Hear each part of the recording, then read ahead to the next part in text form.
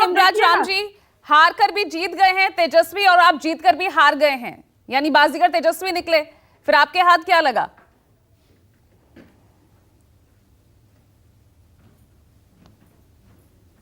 हिमराज जी, किससे सवाल है? वो हमसे है जी बिल्कुल आपसे ही है। क्या हासिल हुआ? एक आवाज सीएम पद की जो लालसा, आवाज जो क्लियर आरोप नहीं आ लगाया रहा जा आपका, रहा है, इसलिए दिक्कत वही है। हासिल हुआ ना? हाँ, क्या सवाल था जरा बता दीजिए।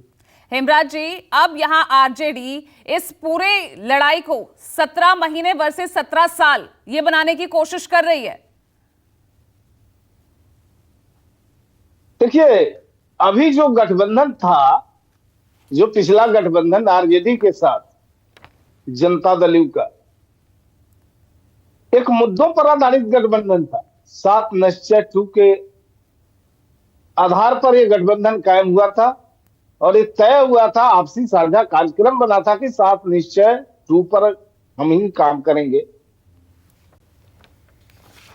सरकार अपने तौर तरीकों से ठीक ढंग से काम कर रही थी। नीतीश कुमार जी की अगुवाई में यह सरकार बहुत अच्छे तरीकों से काम करने की कोशिश कर रही थी।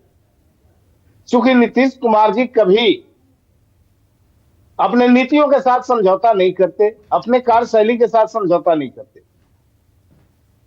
आरजेडी को यह चीज पसंद नहीं आया।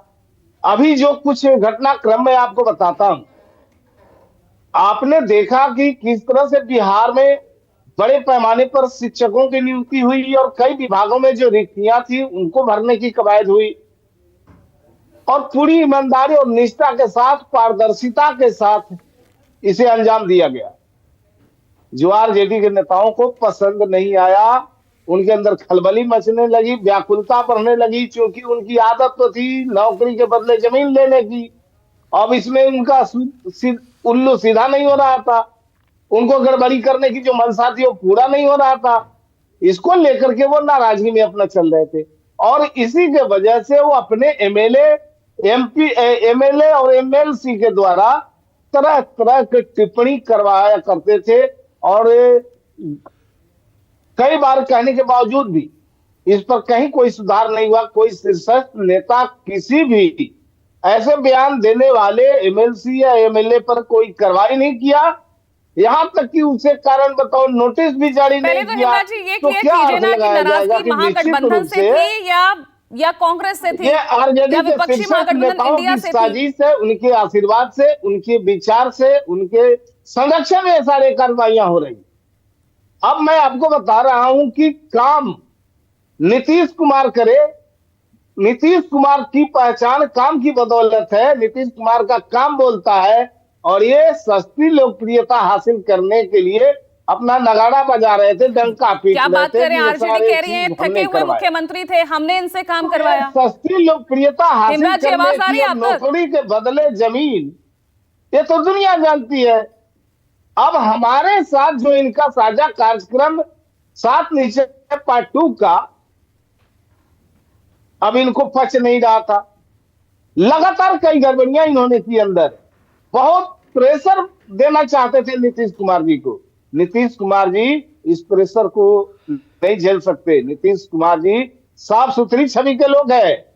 यूनाइटेड नेशन ने कहा कि ये क्लाइमेट लीडर है।